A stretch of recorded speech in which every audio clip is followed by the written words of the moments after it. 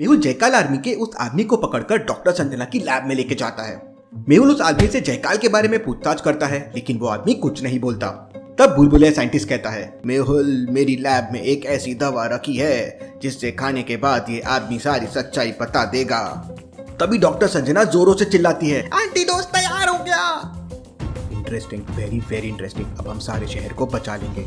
इसके बाद बुलबुलिया साइंटिस्ट और मेहुल तुरंत एक बगल वाले घर में जाते हैं, जहाँ पर पूरी की पूरी फैमिली केमिकल वाली गैस के कारण गहरी नींद में सो रही थी। लॉजिकल आर्मी, क्या आप बता सकते हैं बुलबुलिया साइंटिस्ट उन चारों लोगों में से सबसे पहले किसे एंटीडोज लगाएगा, ABC या D? सोचिए सोचिए लॉजिकल आर्मी।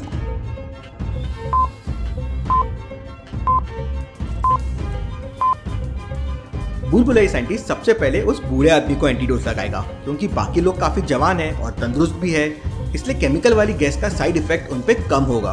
बूढ़े लोगों की स्टेमिना कम होती है, इसलिए जयकाल की केमिकल वाली गैस बूढ़े लोगों पर जल्दी असर कर सकती है। इसलिए आपने भी देखा होगा कि कोविड वैक्सीन सबसे पहले बूढ़े लोगों को लगाई गई थी। बुलबुलिया साइंटिस्ट उस बूढ़े आदमी को एंटीडोज लगा देता है और 5 मिनट बाद उस बूढ़े आदमी को होश आ जाता है। मुझे क्या हो गया था? मेरे बच्चे दिन के समय में सो क्यों रहे हैं? इन्हें तो ऑफिस में होना चाहिए। अंकल, आप सब लोग बेहोश हो गए थे, लेकिन आप चिंता मत कीजिए, बहुत जल्दी हम सारे परिवार को ठीक कर देंगे। इसके बाद मेहुल और बुलबुलिया साइंटिस्ट डॉक्टर संजना की लैब में वापस आ जाते हैं। लैब का दरवाजा एक लॉजिकल पासवर्ड से लॉक था। लॉजिकल आर्मी, क्या आप बता सकते हैं क्वेश्चन मार्क की जगह क्या आएगा जिससे वो दरवाजा ओपन कर सके? सोचिए सोचिए लॉजिकल आर्मी।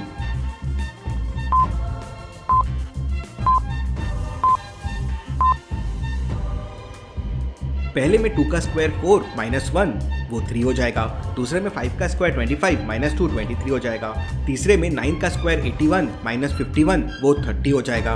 तो फोर्थ में 4 का स्क्वायर 16 -5 तो वो 11 हो जाएगा, मतलब कोड हो जाएगा 11। मेहुल तुरंत अपना दिमाग लगाकर कोड को सॉल्व कर लेता है और 11 नंबर प्रेस करके दरवाजे को ओपन कर लेता है। मेहुल और बुलबुलिया साइंटिस्ट फिर लैब के अंदर चले जाते हैं। कांग्रेचुलेशन डॉक्टर संजना, हमारा एंटीडोज काम कर गया। लेकिन तभी डॉक्टर संजना मेहुल से कहती है, जयकाल के DNA से एक एंटीडोज तो बन गया, लेकिन सारे शहर को बचाने के लिए जयकाल का लगभग 100 ml ब्लड चाहिए। Interesting, very very interesting. इसका मतलब मुझे जयकाल का खून लाना होगा, तभी हम शहर को बचा पाएंगे। अरे सर, इसमें कौन सी बड़ी बात है? हम लोग आराम से जयकाल के अड्डे पे पहुंच जाएंगे और उसे बेहोश करके उसका खून वापस ले आएंगे। आलिया, ये मजाक का वक्त नहीं है। भला हम इतनी आसानी से जयकाल तक कैसे पहुंच सकते हैं? लॉजिकल आर्मी, क्या आपके पास कोई आइडिया है जिससे मैं आसानी से जयकाल तक पहुंच पाए? सोचिए सोचिए।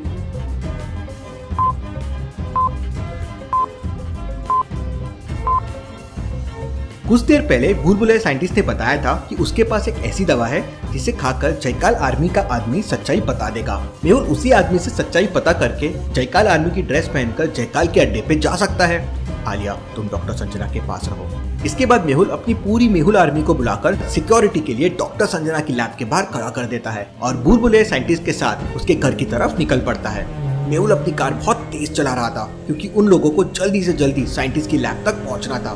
बुलबुलिया साइंटिस्ट ने उसके घर तक पहुंचने के लिए एक भूलभुलैया बना रखी थी। तो क्या आप बता सकते हैं ABC में से कौन सा रास्ता साइंटिस्ट के घर तक जाता है? सोचिए सोचिए लॉजिकल आर्मी, और मुझे आपका आंसर कमेंट करके बताएं।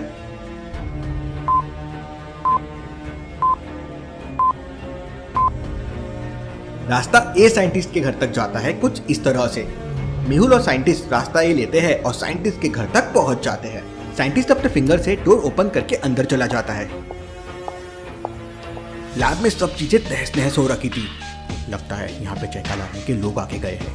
साइंटिस्ट एक कबर्ड खोलता है और उसमें दवाई मिल जाती है। दवाई लेकर दोनों घर के बाहर आ जाते हैं। साइंटिस्ट और मेहुल दोनों कार पे बैठ जाते हैं, लेकिन तभी मेहुल समझ जाता है कि वहाँ पे कोई और भी मौजूद है। लॉजिकल आर्मी, क्या आप बता सकते हैं मेहुल को ऐसा क्यों लगा कि वहाँ पे कोई मौजूद है? सोचिए सोचिए।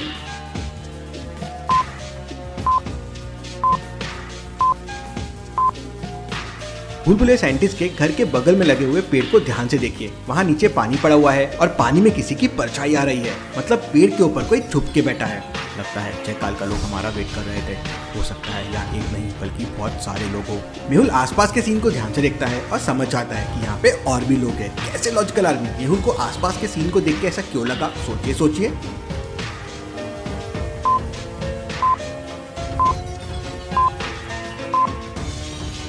पास में इतने सारे पेड़ हैं, लेकिन कुछ पेड़ ही हवा की वजह से हिल रहे हैं, बाकी नहीं। मतलब हो सकता है ये हवा के वजह से नहीं बल्कि पेड़ के अंदर लोग छुपे हुए हैं, उसके वजह से ये पेड़ हिल रहे हो। बुलबुले साइंटिस्ट तुम मेरा रिवॉल्वर रख लो, यहाँ पर बहुत बड़ी गड़बड़ होने वाली है।